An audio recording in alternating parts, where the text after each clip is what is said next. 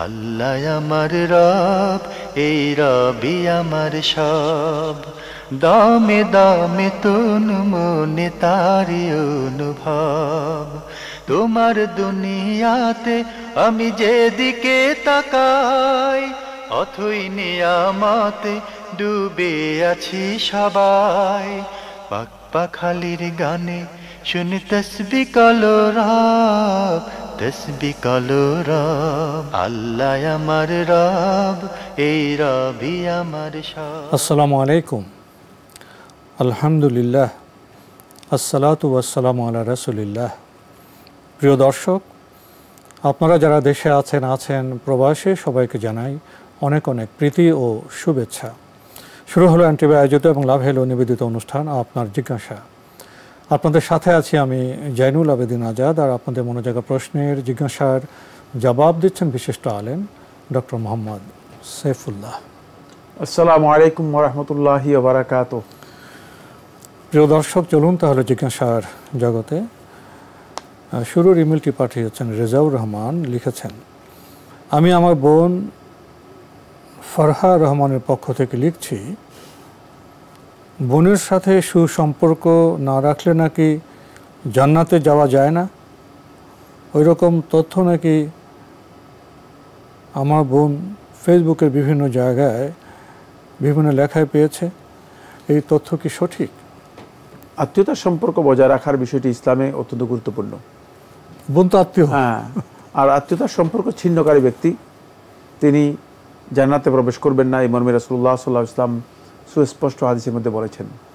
সহিহ বুখারী এবং মুসলিম হাদিসের মধ্যে এসেছে, রাসূলুল্লাহ সাল্লাল্লাহু আলাইহি ওয়াসাল্লাম ইরশাদ করেছেন, সালাসাতুন লা ইয়াদখুলুনা জান্নাহ, তিন দল লোক জান্নাতে প্রবেশ করবে না। তিন দল লোক জান্নাতে প্রবেশ করবে না। আকুল লিওয়ালিদাইহি, যে ব্যক্তি পিতামাতার অবাধ্য সন্তান, ছেলে হোক মেয়ে হোক, যদি পিতামাতার অবাধ্যতার করার পর মৃত্যুবরণ করে থাকে, তওবা না করে থাকে, তাহলে জান্নাতে প্রবেশ করতে পারবে না। দ্বিতীয় নম্বর হচ্ছে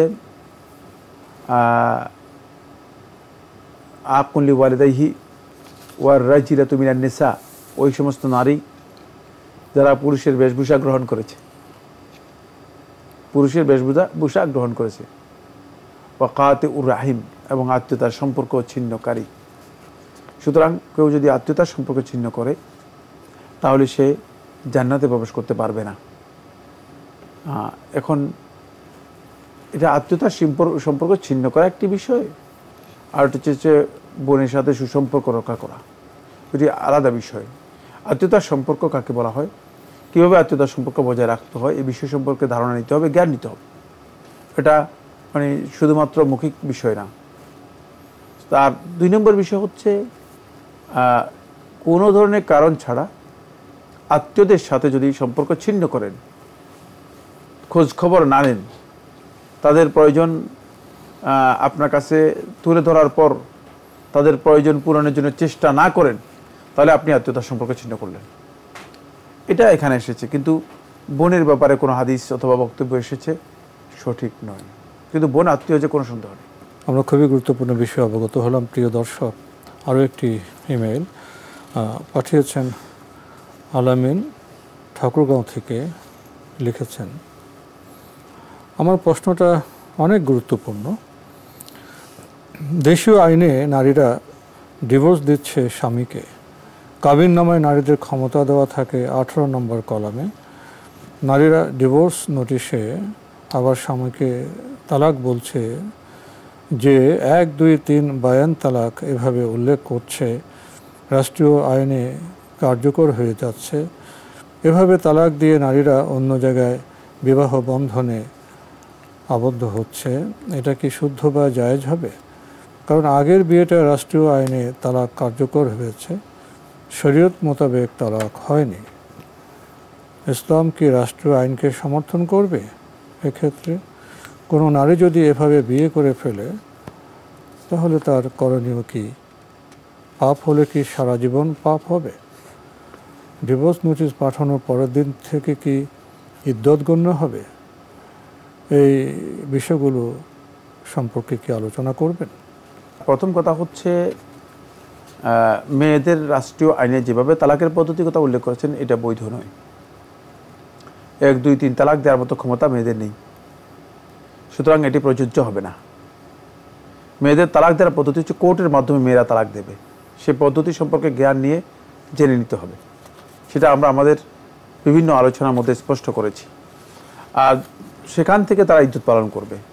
কিন্তু যারা এইভাবে তালাক দিয়ে করছে বা তালাক দিয়ে অন্যত্র বিয়ে বসে যাচ্ছে, এমনকি ইদ্যত পালন করছে না, তারা গুনাহগার হবে এবং তাদের এই কাজটি গুনার কাজ হবে। এই কাজটি কি জেনা ব্যভিচার হবে? নাউজুবিল্লাহ, না, জেনা ব্যভিচার হবে না। যেহেতু তিনি ইসলামের বিধান লঙ্ঘন করেছেন তালাকের পদ্ধতিতে, রাষ্ট্রীয় আইনের কারণে, এখানে একটি সামাজিক বিষয় থাকার কারণে এটা জেনা হবে না, ব্যভিচার হবে না। কারণ তালাকের একটা পদ্ধতি অনুসরণ করেছে, যেটাকে তালাক উরফি বলা হয় থাকে। তালাক উরফি যখন কোথাও কার্যকর হয়, যেমন অমুসলিম ব্যক্তি যদি তার স্ত্রীকে তালাক দেয় তাহলে তালাক হয়ে যাবে, কিন্তু অমুসলিম ব্যক্তি তো আসলে কোনো বিধানই ইসলাম গ্রহণযোগ্য নয়, ঠিক না?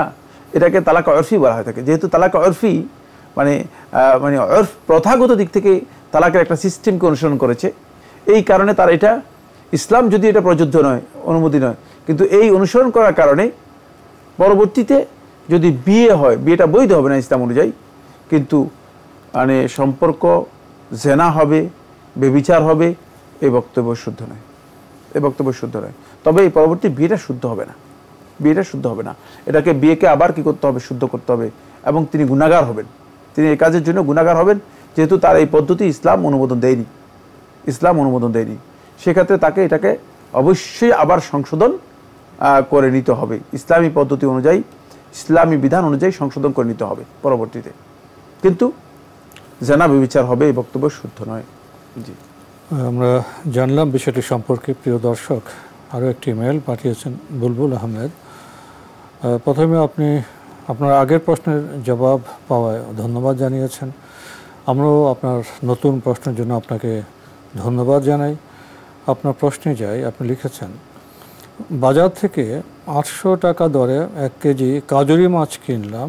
বাসায় এসে পাত্রে মাছ ঢেলে দেখি অল্প কয়েকটি কাজুরি মাছ আর সবগুলো ছোট চান্দা, খৈলসা, পুঁটি আজে বাজে মেশানো, যে মাছগুলো বড় জোর 400 টাকা কেজি হতে পারে। বিষয়টা দেখে আমি খুব কষ্ট পেলাম, কারণ এই মাছ আমার মা খেতে চেয়েছিল, তাই এনেছি। মনে মনে মাছ বিক্রেতাকে অভিশাপ দিলাম, আল্লাহ যেন ওর বিচার করে। আমার প্রশ্ন, মাছ বিক্রেতাকে এভাবে অভিশাপ দেওয়া কি ঠিক হয়েছে? আর মাছ বিক্রেতা আমার সাথে যে প্রতারণা করলো, পরকালে তার কেমন শাস্তি হতে পারে? ধন্যবাদ এই ভাইকে। না, আপনি যে অভিশাপ দিয়েছেন সে কাজটি শুদ্ধ করেন নাই, বরং আপনি আল্লাহ তাআলার কাছে এটা ন্যস্ত করতে পারতেন। আল্লাহ, মানে এই লোকটা কেমন প্রতারণা করলো, আপনি দেখেছেন, এতটুকুই যথেষ্ট। কারণ যদি সুপ্রিম কোর্টে আপনি দরখাস্ত করার মতো সুযোগ থাকে, তাহলে কেন আপনি নিজে ফয়সালা করে দিবেন? নিজের পক্ষ থেকে ফয়সালা করার দরকার নেই। সুতরাং অভিযোগটা আপনি যদি মানে একেবারে সর্বোচ্চ পাওয়ার যার কাছে আছে তার কাছে দিতেন, তাহলে তিনি দেখতেন। কিন্তু যখন আপনি অভিশাপ দিয়ে দিয়েছেন, তাহলে আপনি ভুল কাজ করেছেন, আপনার নিজের জন্য এটা ক্ষতি করেছেন। মানে আপনি অভিশাপ দেওয়ার অর্থ হচ্ছে এই যে আপনি ফয়সালা করে এটা কোর্টে দিচ্ছেন যে আমাকে এই বিচার করে দেন, এরকম বিচার, আমি এই বিচার করতে চাই। এটা আপনার জন্য সঠিক হয়নি। আর কোনো ইমানদার ব্যক্তি লানত করতে পারে না। ইমানদার ব্যক্তি লা ইয়াকুনু লাআনান, ইমানদার ব্যক্তি লানতকারী হতে পারে না। ফলে নবী সাল্লাল্লাহু আলাইহি ওয়াসাল্লাম কীভাবে নির্যাতন করেছে মুশরিকরা নবী সাল্লাল্লাহু আলাইহি ওয়াসাল্লামের উপর আমরা জানি। সাহাবায়ে কেরামদের উপর কীভাবে নির্যাতন করেছে। এত সত্য আল্লাহর হাবিব সাল্লাল্লাহু আলাইহি ওয়াসাল্লাম সাহাবায়ে কেরামদের বিরুদ্ধে যখন তাকে বলা হলো যে আপনি মুশরিকদের বিরুদ্ধে যখন বলা হলো যে আপনি মুশরিকদের বিরুদ্ধে বদদুয়া করুন, লানত করুন, তখন রাসূলুল্লাহ সাল্লাল্লাহু আলাইহি ওয়াসাল্লাম বললেন, স্পষ্ট করে বললেন যে আমি কিভাবে তাদের বিরুদ্ধে বদদুয়া করব? লাম উবআস লাআনান, আমি লানতকারী হিসেবে প্রেরিত হই নাই। সুতরাং ইমানদার ব্যক্তির কাজ নয় যে তিনি লানত করবেন। আপনার এই কাজটা এখানে শুদ্ধ হয়নি। হয়তো ইনফরমেশন গ্যাপ ছিল, জানার ঘাটতি ছিল, সেটাও হতে পারে। আমি জানি না এই বিষয় সম্পর্কে আপনার জানা আছে কিনা, আমার মনে হচ্ছে জানা নেই, সেই কারণে আপনি ভুল কাজ করেছেন।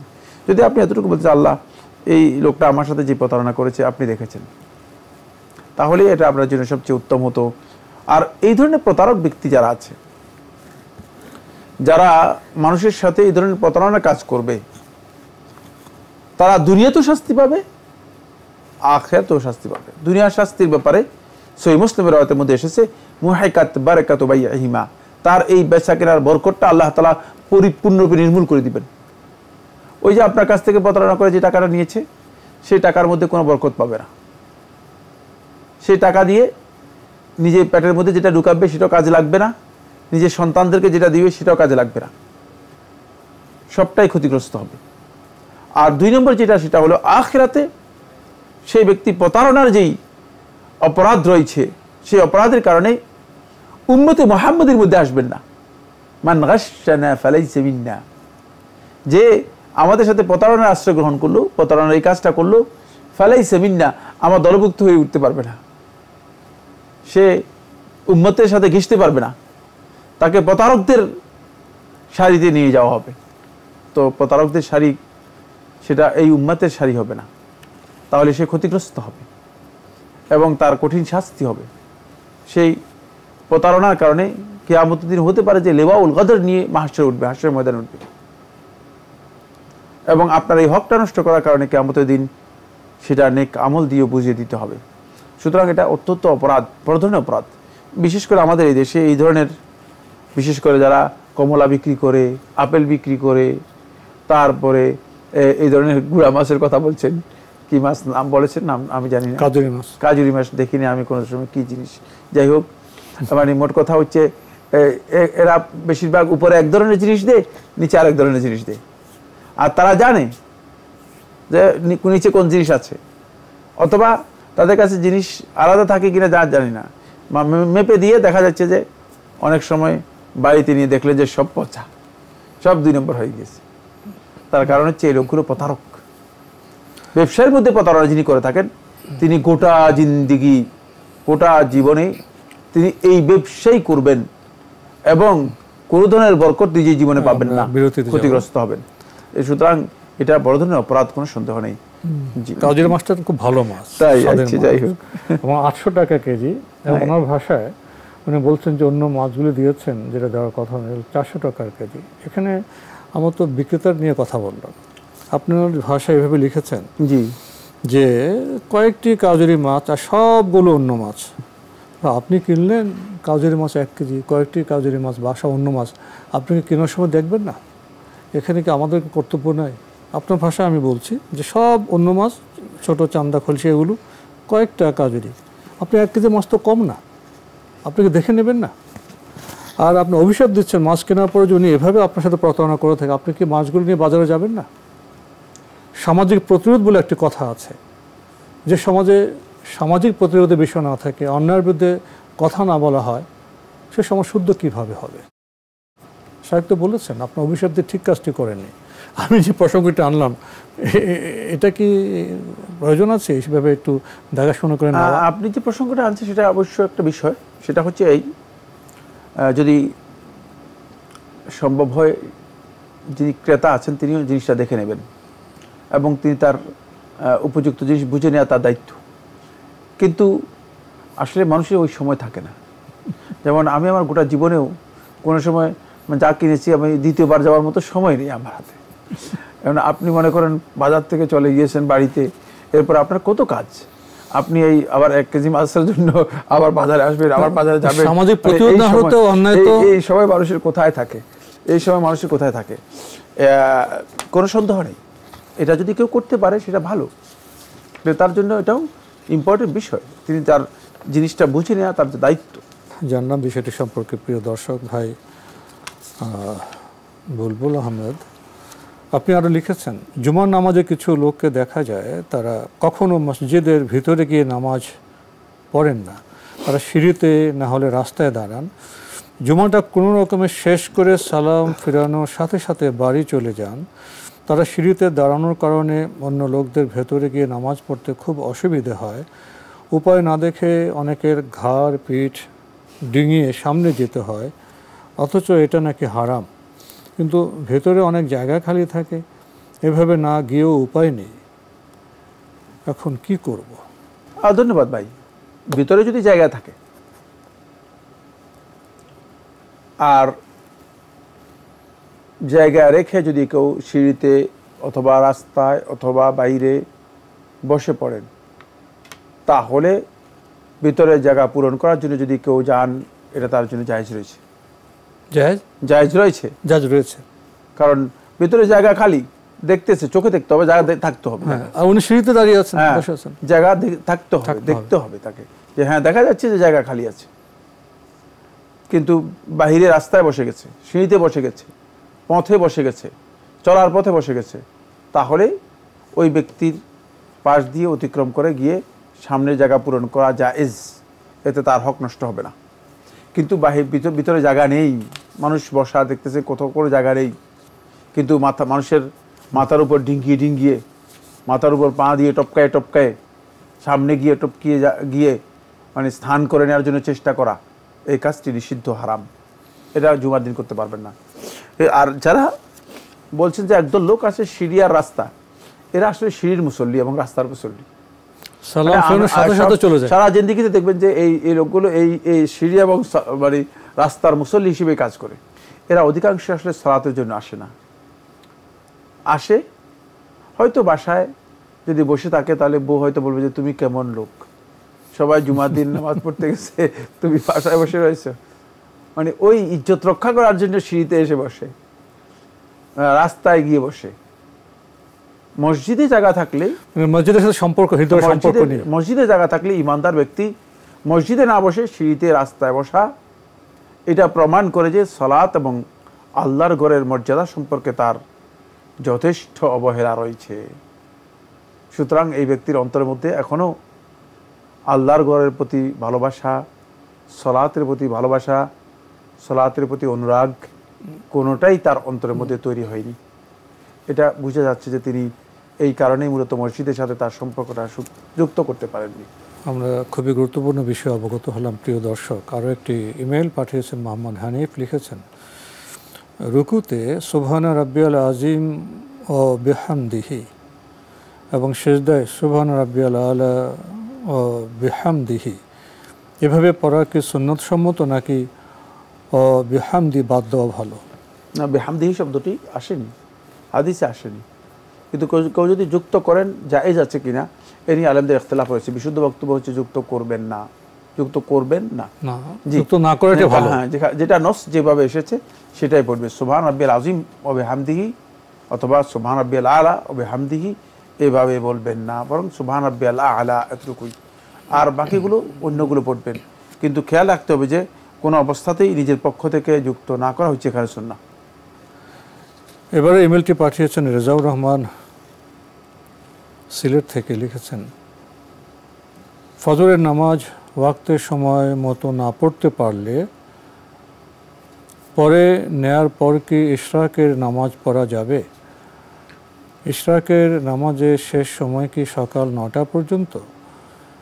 ইশরাকের নামাজ পড়লে একটা হজ ও একটা উমরার সওয়াব পাওয়া যায়, তাই এই প্রশ্নটা আমার কাছে খুবই গুরুত্বপূর্ণ, আশা করি উত্তর দিয়ে বাধিত করবেন। ফজরের সালাত বাদ দিয়ে তিনি ইশরাকের সালাতের জন্য প্রশ্ন করছেন, এটা তো কোনোদিন হতে পারে না। ফজরের সালাত হচ্ছে প্রথম, সুতরাং ফজরের সালাত প্রথমেই আদায় করবেন, সময় মতো আদায় করবেন। ফজরের সালাত আদায় করে সেখানে বসে তাকে তারপরে আপনি জিকির আজকার করবেন, তারপরে সূর্য উদিত হবে, শুরুক হবে, শুরুকের পরে তারপরে ইশরাকের সালাত আদায় করবেন, তখন ফজিলত পাবেন। আপনি ফজরের সালাতেরই খবর নেই, আপনি ইশরাকের ফজিলতের কথা আপনার কাছে খুবই গুরুত্বপূর্ণ মনে হচ্ছে, এটা গলত। আগে ফজরের সালাতটা নিশ্চিত করুন এবং একেবারেই ফজরের সালাত নিয়মিত আদায় করার জন্য চেষ্টা করুন, কারণ দুটি সালাতই হচ্ছে ইমানদারের ইমানের পরিচয়। একটি হচ্ছে সলাতুল ইশা আর একটি হচ্ছে সলাতুল ফজর। আসকালুস সালাতাইনি আলাল মুনাফিকিন, মুনাফিকদের উপর আল্লাহ রাসূল সাল্লাল্লাহু আলাইহি ওয়াসাল্লাম ইরশাদ করেন মুনাফিকদের উপর সবচেয়ে কঠিন সালাত হচ্ছে এই দুটি, একটা হচ্ছে সলাতুল ইশা আর একটা সলাতুল ফজর। সুতরাং এশার সলাত আর ফজরের সলাতের গুরুত্ব অপরিসীম। ফজরের সলাতটা সময় মতো আদায় করার জন্য চেষ্টা করেন, তারপরে ইশরাকের চিন্তা করুন, তাহলে আপনার ইশরাকের ফজিলত পাবেন। কিন্তু ইশরাকের ফজিলতের চিন্তা করতেছেন, ফজরের সালাতেরই খবর নেই, এইটা ইশরাকের ফজিলত কোত্থেকে পাবেন? প্রশ্নই আসে। তো আজকে আমাদের এখানে শেষ করতে হচ্ছে। আপনাকে অনেক ধন্যবাদ। আপনাকে অনেক অনেক ধন্যবাদ। প্রিয় দর্শক, আমরা দেখছিলাম এনটিভি আয়োজিত এবং লাভ হ্যালো নিবেদিত অনুষ্ঠান আপনার জিজ্ঞাসা। আমাদের এই অনুষ্ঠান আপনারা এনটিভি অনলাইনেও দেখতে পারবেন, ভিজিট করুন www.ntvbd.com। এছাড়া ইউটিউবে এবং আমাদের ভেরিফাইড ফেসবুক পেজে অনুষ্ঠান দেখতে পারবেন। এই ছোট্ট প্রশ্নের জবাব তো আমাদের শায়েখ দিয়েছেন। আমরা আসলে ফজিলত নিয়ে বেশি মগ্ন, কিন্তু ফরজ ইবাদত সেটা না করলেও তো আমরা মুসলিমই থাকতে পারছি না। তো মুসলিম থাকতে না পারলে আমরা কীভাবে নফল ইবাদতের ফজিলত পাবো? এই প্রশ্ন তো এসেই যায়। আসুন আমরা প্রথমে ফরজ ইবাদত সম্পর্কে সচেতন হই, সতর্ক হই। এটা সুসম্পন্ন করার পরে আমরা নফলের দিকেও আমরা মনোযোগী হই। এই বিষয়গুলো আমাদের উপলব্ধি করা প্রয়োজন। চিঠি লিখুন, প্রশ্ন পাঠান আমাদের ঠিকানায়। পরিচালক আপনার জিজ্ঞাসা, এনটিভি, বিএসসিসি ভবন, ৭ম তলা, ১০২ কাজী নজরুল ইসলাম অ্যাভিনিউ, কারওয়ান বাজার, ঢাকা ১২১৫। ইমেল অ্যাড্রেস আপনার জিজ্ঞাসা @ntvbd.com। মহান আল্লাহ আমাদের সবাইকে নিরাপদে রাখুন, রাখুন শান্তিতে। আসসালামু আলাইকুম।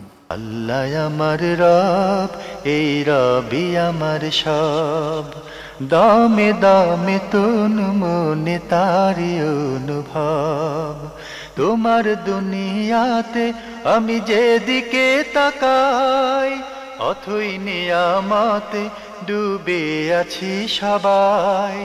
পাক পাখালির গানে শুনি তসবি কলো রব, তসবি কলো রব। আল্লাহ আমার রব, এই রবি আমার সব।